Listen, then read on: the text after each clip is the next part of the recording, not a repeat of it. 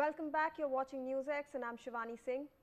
In some of the biggest news that's coming in today, UK Prime Minister Keir Starmer is in India for his first official visit, which entered its second day today. His visit comes months after India and the UK signed a landmark free trade agreement aimed at boosting bilateral trade by £25.5 billion annually, calling it the biggest deal since Brexit. Starmer said that the partnership will drive growth and jobs in both countries. He met Prime Minister Narendra Modi in Mumbai's Raj Bhavan. Prime Minister Modi said India and the UK are moving towards defence cooperation and production.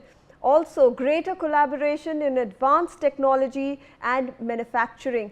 UK Prime Minister Keir Starmer said his visit to India is about doubling down on the bilateral trade deal, calling it a key pillar of the partnership between the two nations. Starmer also said that he has brought the largest trade delegation for a decade to India, underlining the scale of business and investment opportunities being explored during his visit.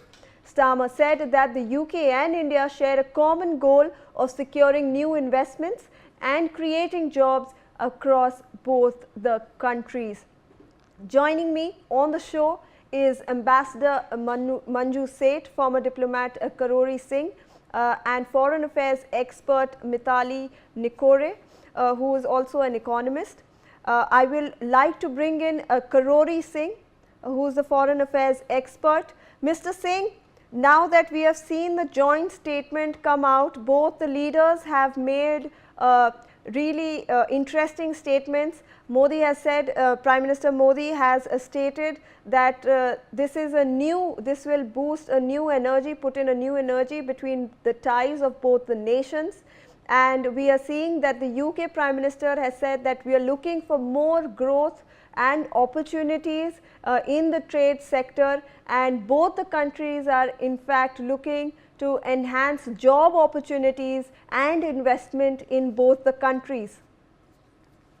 Yes, I feel that any agreement is taking place when there is a win-win situation. But this agreement between UK and India, the Comprehensive Economic and Trade Agreement signed in July, and its implementation is being expedited, and the trade is being facilitated very shortly. So why this is so acceleration a process? Normally acceleration takes some time. So the Starmer came with the largest ever delegation. Britain took nowhere such a large delegation. But what India is expecting and gaining, and what Britain is expecting and gaining. India expects defense cooperation to ensure the India's security and defense. Secondly, India expects the technology transfer. And the third, India expects the energy security. Fourth, India expects the facilitation and the acceleration of economic growth process in India. Apart from that, India has recently opening Indian educational sector for foreign universities to revamp the education and accelerate the educational process in India. Similarly, what Britain is expecting and why Britain is taking so much interest, even more interest than what India is taking.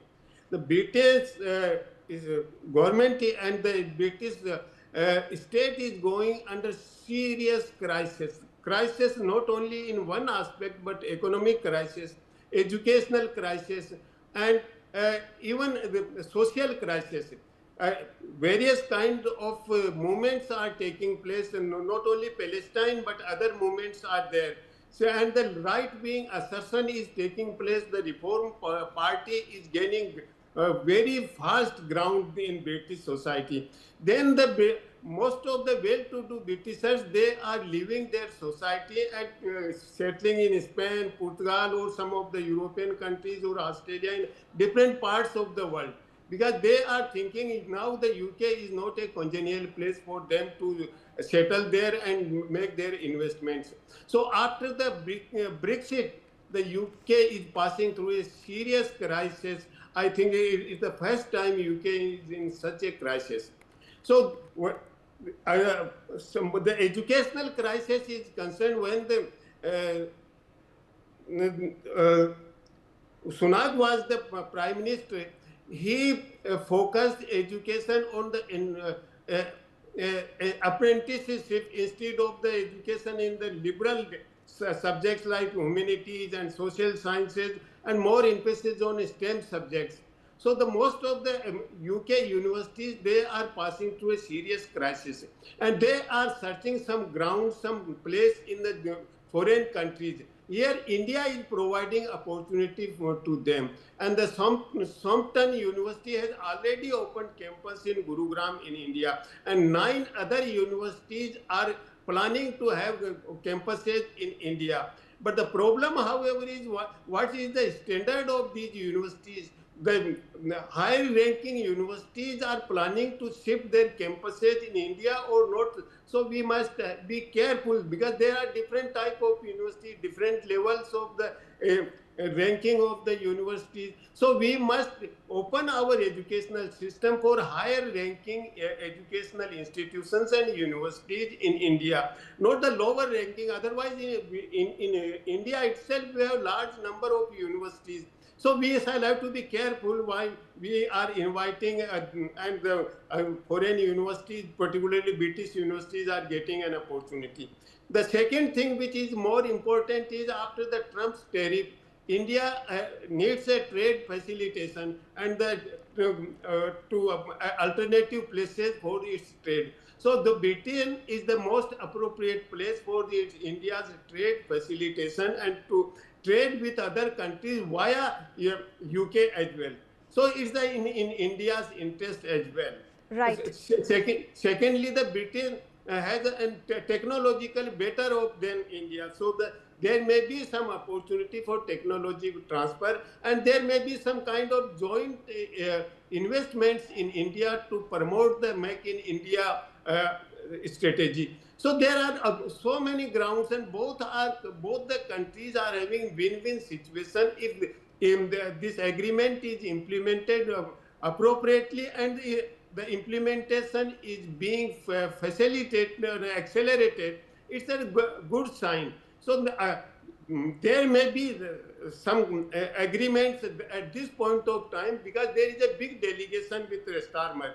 So Right. the Indian businessmen and industrialists, they may sign some joint venture and investment agreements with the British industrialists and the business persons. So there are so many opportunities India is getting. At the same time, Britain is also getting so many opportunities, because Britain is passing through a serious crisis. So India is the most appropriate place, big market for British as well. So Right. it's a win-win situation in any way. Over. Absolutely, absolutely, sir. I would like to rope in Ambassador Manju Seth on this story. Ambassador, we are seeing that both the leaders have announced cooperation in the maritime security sector as well, and they have mentioned that they are also looking forward to peace and stability in the Indo-Pacific region. What do you think are the broader strategic implications of this cooperation in the Indo-Pacific region? As you very rightly said, this is, as other speakers have also, it's a very important visit, and maritime security cooperation is again something that is of concern and of interest for India as well. And if you recall now, or if you see what's happening because of the changed geopolitical situation and the relationship is all, everything is in flux in the world right now. And it looked like Quad, which was supposed to be the main, main player and also AUKUS to some extent in the Indo-Pacific. The U.S. seems to be, thinking that, or seems to be not so interested, it looks like, not so focused any longer. And for the UK, it is important. The Indo-Pacific is important. For India, it is very important. And so that if you talk of maritime security, India's entire maritime our borders are so big, the whole Indian Ocean and Indo-Pacific area. are all areas where we would really like to cooperate with the UK. So the UK and India coming together and working together to ensure maritime security in the Indian Ocean as well as in the Indo-Pacific, I think is significant, given that the US seems, I don't know, it might change its mind again because, we know what President Trump, we can't be sure of what President Trump's next move will be. So it seems at the moment that the US seems to be less interested. But as we go forward, other countries will have to have to come together to ensure the security, maritime security area, and of course, in the Absolutely. Given also are important for India as well, given the many contestations and the many, especially from China and others who are not very, and China especially, we have to make sure that our coast borders are protected and maritime security is ensured. And I think that is a thing that the UK and India can work together on, including our defense supplies, defense collaboration, and one is the trade aspect and one is the defense collaboration and the new technologies that are emerging to ensure that maritime security, defense security, all are ensured for India. And it is in the UK's interest as well to ensure that this region remains peaceful, because it is the world's majority of the world's trade and shipping lines are through this area, including for the UK. So I think it is a mutually win-win situation to have a good collaboration in the maritime security defense area, and in ensuring that the Indo-Pacific remains free and open. Absolutely. Given the geopolitical scenario right now, this marks a significant development for India and the UK as well. At this moment, I'd like to bring in Mithali. Largely, this was a trade and commerce meet that both the prime ministers actually wanted to push forward, growth in jobs, growth in investment opportunities, and basically looking at how they can in fact look at other sectors where cooperation is possible. However, one of the most important points that came out through the joint statement was the cooperation on critical minerals. And in fact, Prime Minister Modi also stated that a satellite campus will be established at ISM Dhanbad. So how are we looking at this important development that's come in this critical minerals sector? Absolutely, absolutely. Thanks a lot for bringing me into the discussion. I think, of course, very senior people have spoken before me, and, to both the ambassadors, very, very astute observations. But what I would say is that, what is the economics of this deal? I think this is what we have to really talk about. I mean, the trade deal that has been signed between India and the UK heralds very new times, when it comes to the economy, because at the end of the day, this provides the two countries with an opportunity for joint research. I'm here in London right now, and I've been actually visiting a lot of new research facilities across the country, particularly in places like Oxford, Cambridge. We're already seeing, new tech parks that are coming up, and they require skilled personnel which can come from India, who can come here and work here and train people here. Even here we see Indians are doing extremely well, both Indians, people who've migrated recently, as well as those who've naturalized and become British citizens. All of them are running fantastic businesses. They're running tech parks, they're running tech businesses. So, at the end of the day, there is a lot of innovation that is being driven by Indians here in British society. I would also say that, while this time the visa issue was sort of kept aside because the idea was, let's focus on new areas of trade, let's focus on rare earth and minerals, let's focus on mining. That's fine, but at the end of the day, all of this would not be possible, and it's not possible to get into joint research and economic cooperation without people to people contact. And the fact that, millions of students are coming to the UK over the last few decades and contributing to the British economy just in terms of the fees that we pay. I mean, I'm one of them. That also is a very significant contribution for the British economy, and also allows the British economy to compete with the US and other EU markets when it comes to research. Because without the students who are here, it's not possible for the leading academics to do their research. So, at the end of the day, this is also one of the areas that has to be picked up between the two countries. Because, you can keep on talking about trade and cooperation, but you cannot talk about trade in today's times without talking about trade in services. Trade is not only trade in goods, but also in services. So I think that these are some of the sticking points that continue, but still, I think that the overall, picture when it comes to India UK trade is really looking up. There are a number of sectors. Tech is only one of them in services, but in the manufacturing space as well, rare earths, critical minerals, looking at auto sector, looking at steel, looking at the fact that a lot of Indian companies have actually invested in the UK manufacturing is also something which is a flipped way of maybe looking at it, but it's the reality. I mean, you are looking at a Tata or a Jindal who are heavily invested in UK manufacturing. So I think this is a very important way to bring the two countries together, to deal with, changing global supply chains, and to have, more resilience in our own manufacturing sector as well. Absolutely, Mitali. Some really pertinent points raised by you over there, and we have been discussing how such thorns need to be addressed in order to have a smooth road towards broader cooperation between both the countries. I'll ask my panelists to stay on with me. We are bringing in some breaking inputs coming in on this story.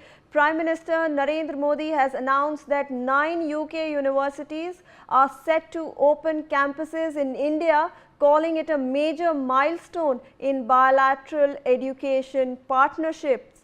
Also, Prime Minister Narendra Modi has said that India continues to support all efforts aimed at resolving the conflicts in Ukraine and Gaza through dialogue and diplomacy. He reiterated New Delhi's call for peace and humanitarian relief. On another subject, moreover, UK PM Keir Starmer also expressed his condolences over the Air India plane crash in Ahmedabad. So we have both the prime ministers over there speaking on various issues that have plagued both the nations. I'm coming back to you, Ambassador Manju Seth, former diplomat, and Karori Singh, who is a foreign affairs expert. I think I'll like to rope in Karori Singh here. Mr. Singh, how do you see this entire cooperation in military that we are going to see coming forward? Indian Air Force officials will now be trained in the UK, and the Royal Air Force of the UK will in fact impart training to the flying instructors. This military cooperation that is going forward also comes in line with the 9 universities and campuses that are going to be established in India.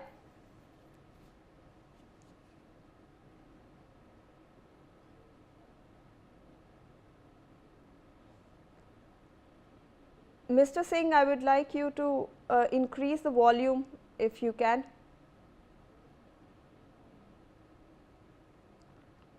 Already been signed in July, and now the framework is already before us. So what the delegation will be discussing is how to expedite the process of its implementation to achieve the goal of doubling the trade by 2030 and implement the vision 2035.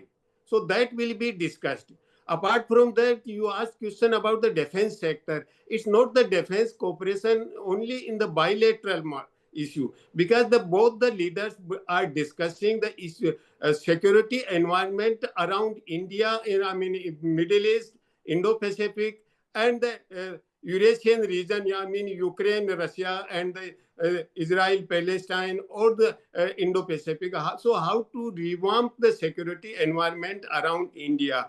For that, India has already initiated diplomatic efforts to go closer to the France and connect the Gulf Cooperation Council with the Indo-Pacific region. So that it's a broader issue, and India has assured UK that whatever the initiatives are being taken to resolve the crisis, Ukraine crisis or Middle Eastern Absolutely. crisis, or to establish peace in the Indo-Pacific and lead the prosperity through the Indo-Pacific. So all these issues will be discussed, and India Absolutely. assured UK to cooperate with UK if there is some initiative. Yes. If both the countries take some joint initiative to promoting the security environment, global and regional security both, then it can be the healthy sign, and it can be a great contribution, not to in the bilateral relations, but in the regional and global context as well. And I think possibilities will be explored how Britain and India can cooperate to establish peace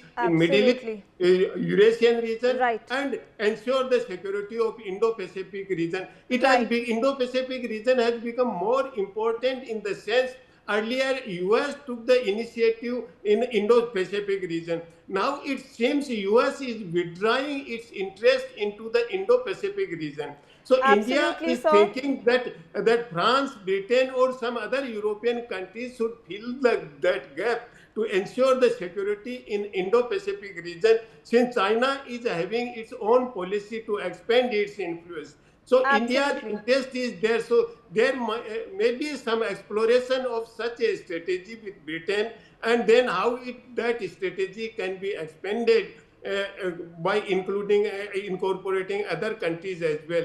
I think that Mr. direction Singh, may you have take place. raised some really pertinent points on this issue, and I would like to rope in Ambassador Manju Seth on the same. Ambassador, how do you actually look at the going forward that India and the UK have spoken on Gaza and the Ukraine conflict? Both the prime ministers have agreed that they want peace in the region. Going forward, do you think that India and UK can play larger roles in the global conflict scenario, since their cooperation is so great? I'm not sure, because I think while the UK, whether they can play a joint role, because UK has been supporting the Ukrainians and providing a lot of support for them, and I think I'm not sure, because India is supplying arms to them as well. So I'm not sure that we can work jointly, but now, yes, I think there is on the horizon a kind of possibility of peace, and on that, to ensure that peace is there. And there's been talk of stationing, UK or other European, peacemakers and things like that. That is not such a good. It's not such a good sign for peace, I think, because Russia is not prepared to accept that.